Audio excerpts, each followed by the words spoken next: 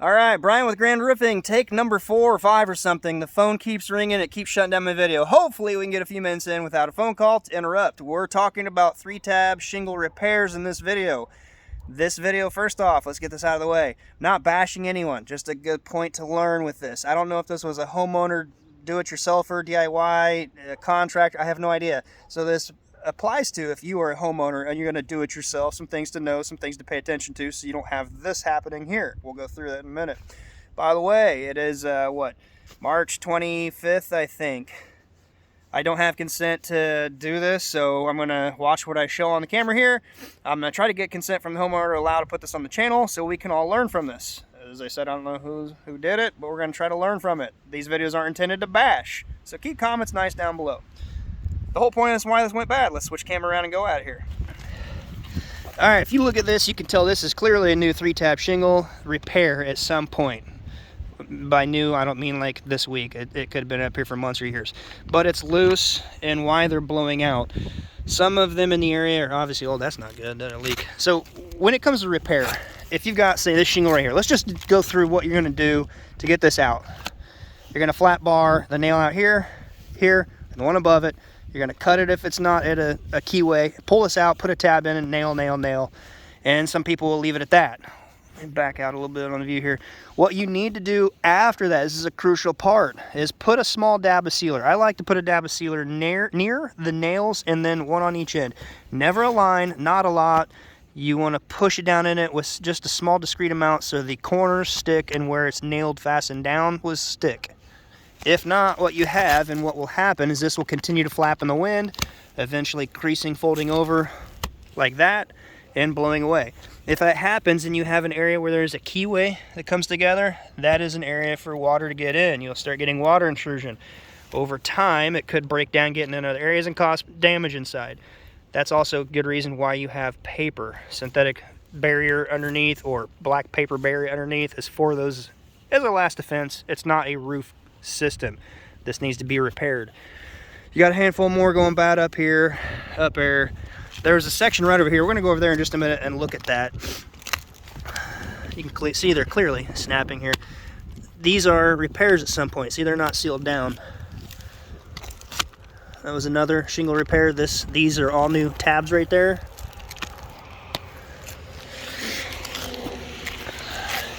It has a lot to do with the seal strip from the manufacturer. Let's look at this tab right here. So all 3-tab manufacturers, they're a top seal. It would be right through here. Over time, when that breaks down, if you would repair this, say that's your new tab you put in, it's never going to stick down. It's compromised. That's why you need to add it there. If it's a dimensional shingle, most all dimensional shingles now these days are a top seal, but some have different factories that have a bottom seal and top seal. What I mean by that is if this was a dimensional shingle, this is the fiberglass matte back side, the bottom side like that when it lays on the roof. Some of them have a bottom seal. It'll be somewhere in this area, so when they're installed, they will seal down in the area that they are gripped down by your nail. It's important. If you have sometimes, let me go to past employer, there was a point where they got mixed Tamco batches from Joplin plant, from another plant. One was top seal, one was bottom seal. They're never going to work good. It's going to set you up for some serious issues, so make sure you don't mix them. You can, in a rare case, some of you probably get left behind on this, but if you've got a top seal, you can switch to a bottom seal because they're going to stick together on that row clear across the roof. You don't want to mix them back and forth or up a book shape because you'll have areas they don't seal. I'll give you a visual on that right over here. So I got over here to look at this just to kind of confirm, and this is where I said, oh, you know what, let me pull the phone out and let's shoot this. And then that's when I got interrupted by a lot of phone calls. So these 3 tabs, it is one shingle that has been repaired or replaced here.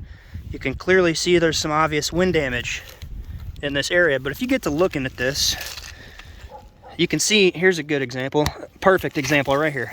Here's the new tab. You can see the seal strip on it. As I said, most all 3-tab brands are top seal. So when you put this in, the old tab is going to heat up and stick into that good juicy seal strip. This one, however, does not. They may have broke this free to get that tab in, but this side here is so old and worn out, there's no seal strip left.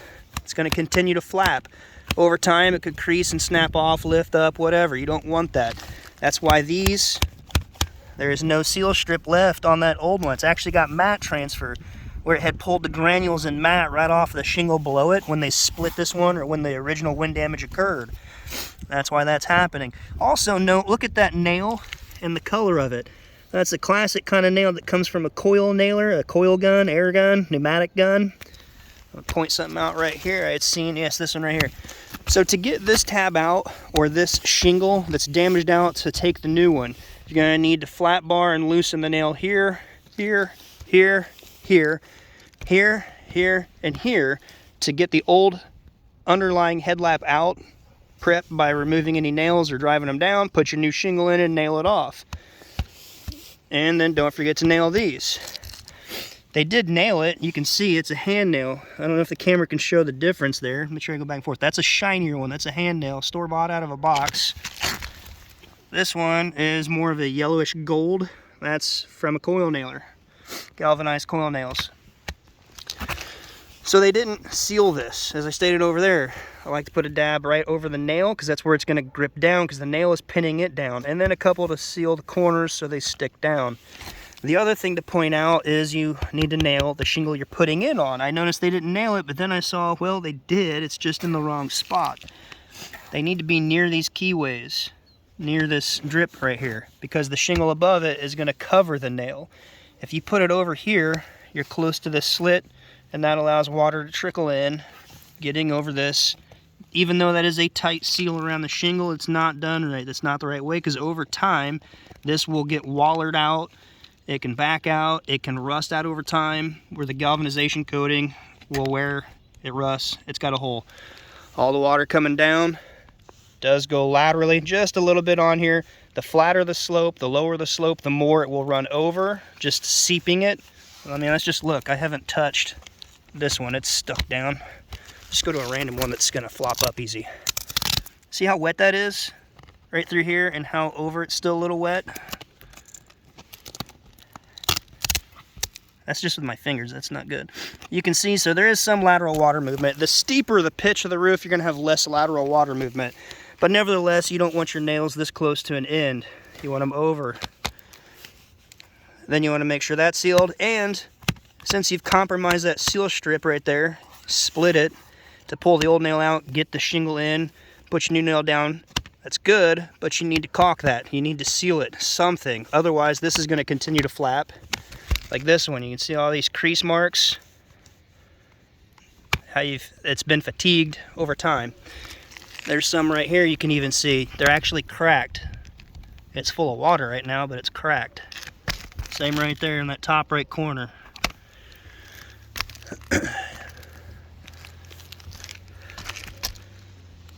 Nail pulling up a little bit. Over here. Here you can see the paper is the only thing keeping this roof as dry as it is. But over time, the amount of water going under this is now getting into and around any nails under this. It's getting trapped in there. And if you have a tear, a split, a vertical seam not lapped enough, anywhere where water's getting in here, that could potentially have issues or develop issues causing a leak. So you want to get that addressed. He's got an insurance adjuster coming out to look at this, so he asked if I wouldn't mess with it, and I'll try to come back out first part of next week and cover this up for him, figure out what's going on. These are the areas that are crucial. That's what you got to watch. That's been a repair at some point because it's got hand nails. So you can see another repair at some point. There was one other thing I wanted to show down here. I was looking at this one that's blown out right on the bottom edge. Their starter is better than some that I've seen, but not good in the fact that it's not hanging down enough. This here is actually drip edge.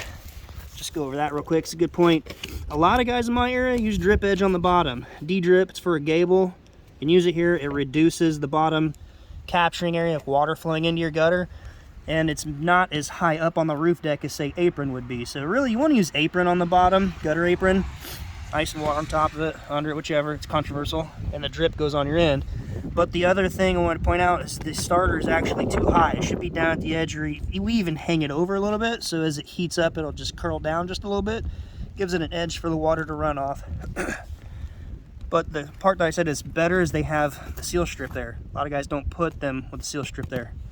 Whether they buy a starter row or flip a shingle, there's just many ways I've seen it done. You want a seal strip to seal these rows down so they hold Like the last video I did just last week, this was flapping. They got nails low, but again, it's too close. And more importantly, right next to it, this is what I originally saw and wanted to show. There is a keyway and starter lined up, only offset about 1/8 inch. If you get down in here and you look, there's rotting wood now. And it's not just that one. Every 36 inches or so, the size of the shingle, there's another one. There is some more. It's got a little bit of paper still on there. Actually, that's kind of wood. Yeah, so that's starting to rot out. The next one's out of the way. So here, there, another 3 shingle tabs. And there's another one. So it's probably this entire row. That also means whoever roofed this, if they roofed another section, it's probably that same way. Let's come over here and check.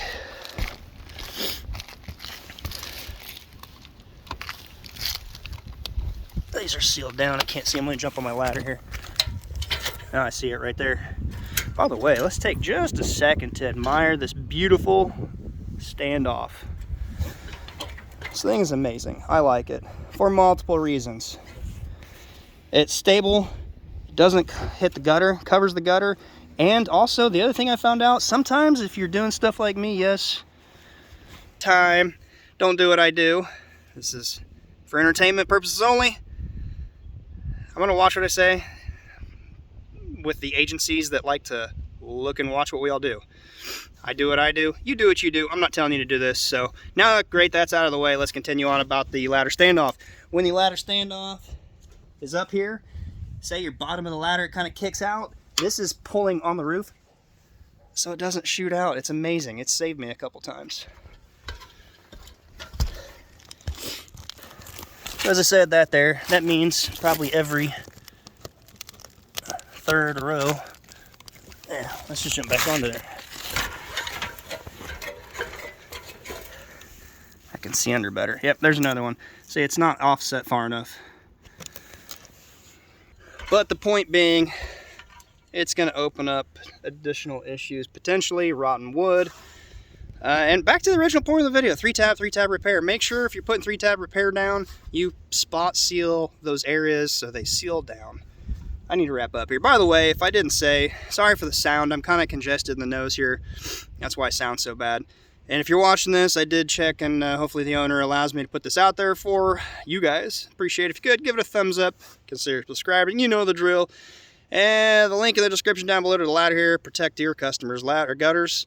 Standoffs. Yeah, there we go. Unscripted, unedited. I can't fix it. It's there forever. I appreciate it, guys. Until next time, be safe. We'll see you then.